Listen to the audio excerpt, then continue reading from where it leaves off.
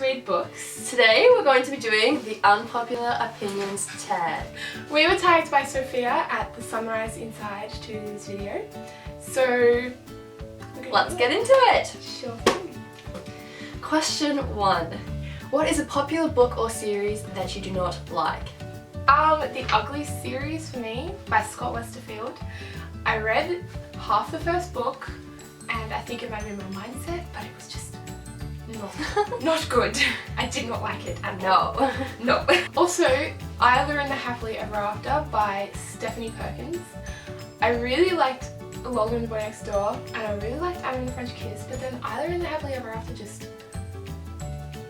she was so annoying. I just wanted to slap her across the face.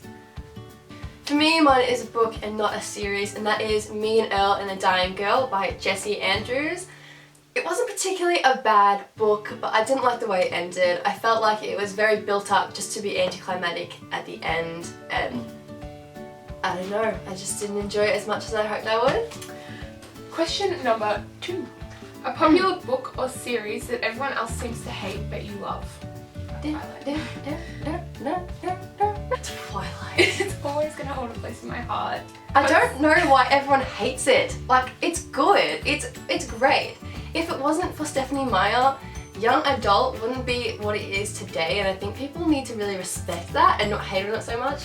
I mean, it's got lots of cringe-worthy moments, but oh, it really does. It's Twilight. Like, come on. I feel like there's too many what's that word? Adjectives? Descriptive verbs. They're like happily runs. Yeah, it's adjectives. No, but they're like too many adverbs. Like, I don't know why everyone hates it so much. Everyone should give it another chance. Question number 3. A love triangle or OTP where the main character ended up with the person you did not want them to. Cho Chang and Cedric Diggory! I'm on that bandwagon. Cho Chang did not deserve Cedric. Cedric just... He's too good for anyone. Too pure for Cho Chang. And I don't like Cho Chang at all. I hate Cho Chang. I just did not like them. She didn't deserve him for like the quarter of the book that they were together. It was... No, and the other one I have is... I'm getting a lot of hate for this. Ron and Hermione. I disagree. No, I like it, and I think it's I know why, I understand why, but I just really think it could have gone better. It could have. No. Get out. Stop. Question number 4. A popular book genre that you hardly reach for. Horror.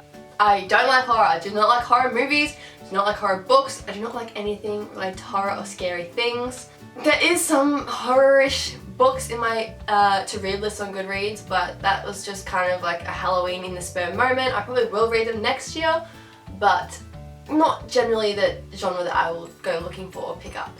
I'm the same. I don't like horror. I've read horror once when I was like 12, and I spent the night after I finished the book crying into my pillow with all my lights on, the whole light on, like every light in the house on, and it was like 1 o'clock in the morning and I could not sleep because I was scared someone was going to come and murder me. Nice life story. Question number 5. A popular or beloved character that you don't like. No. Character that is very beloved that I do not like is Draco Malfoy. I think Draco is a bit of a He is, but I don't know why everyone loves him so much. He is, but he turns out good in the end. Yeah, but in like the last like segment of the book, and it's just like the whole series, he's just Harry and his friends. It just makes me really want to shoot him in the foot. So I'm sorry, but that is my opinion. I'm gonna like this is a repeat of the book that I said. I do not like Isla in Isla and the Happily Ever After. She's really annoying. I want to slap her across the face. Question number 6. A popular author that you can't seem to get into. A popular author that I can't get into is Gail Forman, who wrote If I Stay, Where She Went, and all the other books. I read If I Stay, it was pretty good. I went on to Where She Went and I just couldn't get into it. I didn't like it very much. I felt like If I Stay was just a good ending in itself. People could wonder what happened in the end, but it really didn't need Where She Went to carry on. I just felt like it ruined the story a bit for me.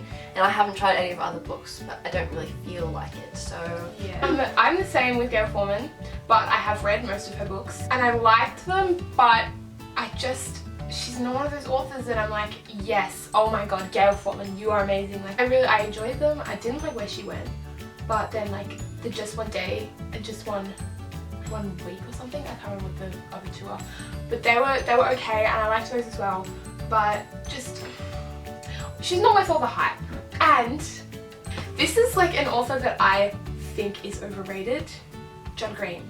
Okay, I like his writing style. He's really beautiful dialogue, really nice writing, but you read the book and he's like, I don't know, it just, everyone's like, oh my god, read these books, like, but so many people are against John Green as well. I think some of them are good.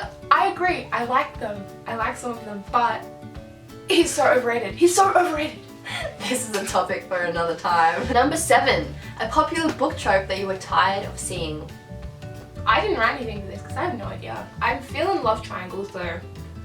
Mine is unrealistic getaways. I feel like in so many books, lots of fantasy typically, there are lots of situations that characters get themselves into and get out mysteriously well. Like it's just so unrealistic. Like they shouldn't be able to get out of the situation that they're in, but they do. But I guess that's fantasy, and I guess to have a story you need that, but I feel like some books, their situations and plot of the story really is just kind of unavoidable when it comes to danger, and the author writes around it sometimes. They're like I feel like they put the character in this when they're writing the book, and then they're like, I don't know how I'm gonna get them out of this, so let's just make some it up. That's like gonna drag there's a loophole. Save them. Yeah, exactly, there's a massive loophole, let's just do that. Like, but I do feel like, especially in some of my favourite series, that it makes it exciting when they get out of something that's kind of unavoidable. But at least it's done in a realistic way. I mean, it's fantasy, so it is made up and magical,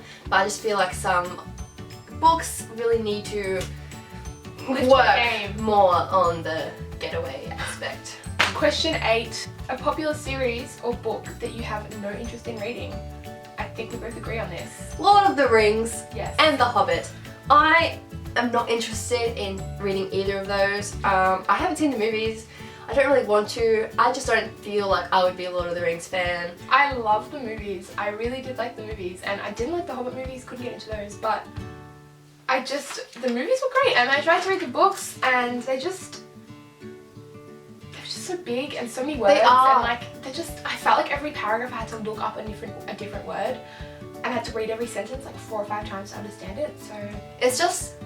It's kind of a thing like Harry Potter, Star Wars, all of that. It's a big franchise, but I just don't see myself getting into it. At least not anytime in the future do I see myself picking up those books. Number 9, a movie or TV adaptation that you liked better than the book. Okay, I'm probably gonna get a lot of hate for this. I loved the book and the movie. I loved them both, okay? I'm not saying I didn't love the book.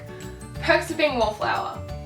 Okay, I said it. I really loved the book, but the movie just spoke to me. And I feel like it was on a higher level because it was very visual, and I felt like it was... And it had Emma Watson, Logan Lerman, and Ezra Miller, so... 3 favourite actors, like... Oh... But yeah, it was really visual, and it just put this beautiful writing into a beautiful visual, and you actually heard what they were saying, and like you could hear the expression and stuff, and I just felt like, yeah, you can do that in your head, but then when you've got that there, like it's just so nice. I really liked the movie. A movie for me that was way better in my opinion than the book is The Duff. I actually saw this movie first before reading the book, and I really did enjoy the movie. It was a very good chick flick, and I kind of related to it, so I was like, yeah, I'm gonna read this book. It was a very short book, I read it in a day. I was really disappointed. It didn't cover the aspects that the movie did, and I felt like it was very unrealistic and very unrelatable. The characters kind of the same as the movie, but they've just done it so much better. in the film, and I think I gave it 2 stars on Goodreads. I just was really disappointed. But I'm glad I did read it after I saw the movie, because if I had read it beforehand, I probably wouldn't have seen the movie. Normally they try and get the movie as close to the book as they can, but yeah, definitely the movie was better. And now it's our turn to tag someone, and we have chosen Tessa from Tessa Reads. We love Tess. We think that'd be very interesting to hear what she has to say about this tag. It's very fun, very controversial, but it's a good way to rant about the things you don't like. Yes! Thank you for watching. We will tag our social medias below. See you guys in our next video. Goodbye! On a quick side note, for those of you who haven't read or seen Lord of the Rings, I'm gonna leave a link to a video that I think you should watch. You'll basically know the whole plot to Lord of the Rings without even having to go through the effort of reading or watching it.